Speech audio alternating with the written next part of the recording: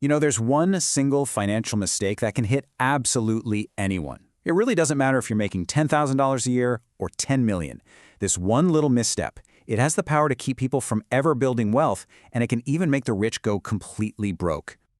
So what is it? What's this one insidious trap that so many people fall into? A lot of the time, they don't even realize it's happening until it's way, way too late. Well, here's the name for it: lifestyle inflation. It sounds pretty simple, right? But trust me, its effects can be absolutely devastating. To really get it, let's look at a classic example.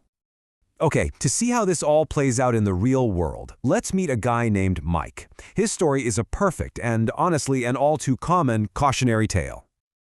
So, Mike starts out with a job making a pretty solid $30,000 per year. A respectable starting point, for sure.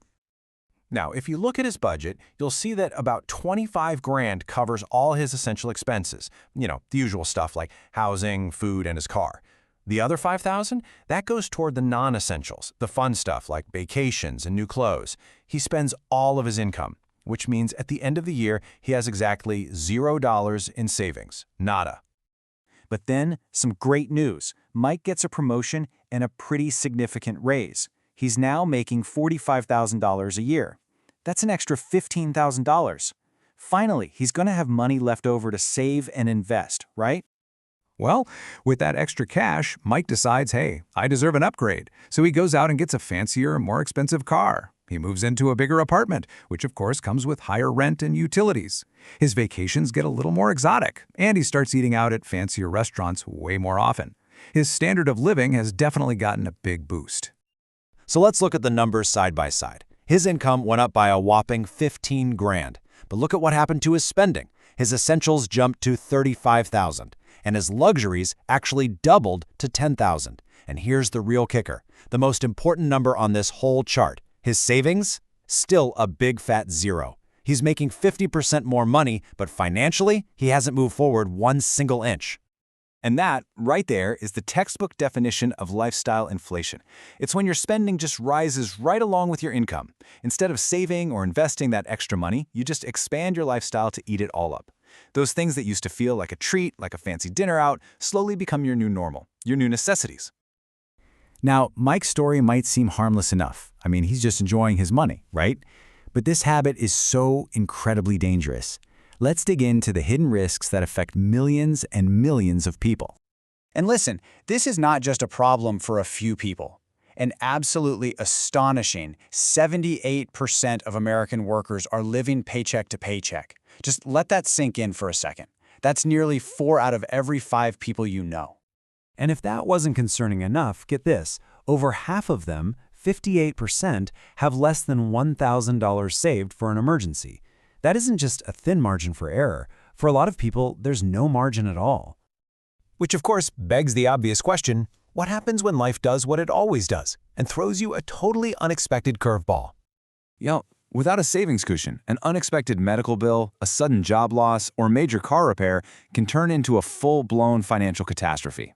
And don't for a second think this is just a problem for low-income earners. So many professional athletes, guys who make millions, end up filing for bankruptcy just a few years after they retire. Why? Because they kept up their luxurious lifestyles after those massive paychecks stopped coming in. High income does not equal financial security. Good habits do. So why do so many of us fall into this trap? Well, a huge part of it is societal pressure and a deep, deep misunderstanding of what wealth really is. We get caught in this trap of looking rich instead of actually becoming rich. Think of wealth like an iceberg. Society is completely obsessed with the tip of the iceberg, the expensive cars, the designer clothes, the Instagram-perfect lifestyle. But that's just the illusion of wealth. Real, lasting wealth is the massive part hidden beneath the surface, the investments that are growing over time, the robust savings accounts, the financial freedom that you can't see on social media. We look around and we see our friends, our family, people on social media, all living these flashy lifestyles, and we feel like we're supposed to do the same thing. It just feels normal. But we have to remember this crucial, brutal point. Normal in this case means being broke and living paycheck to paycheck.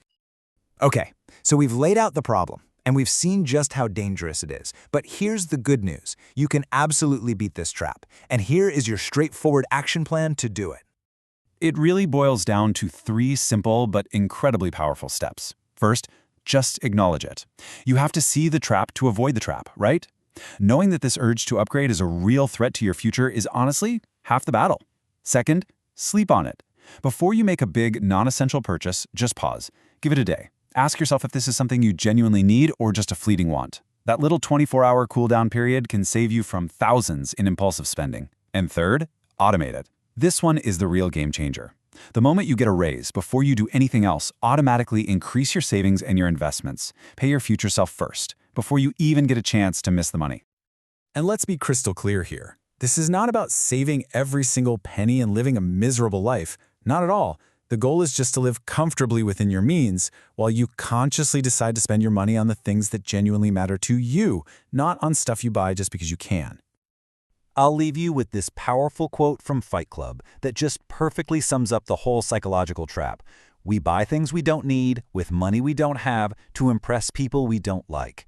It's such a stark reminder of the empty pursuit that drives so much of this behavior.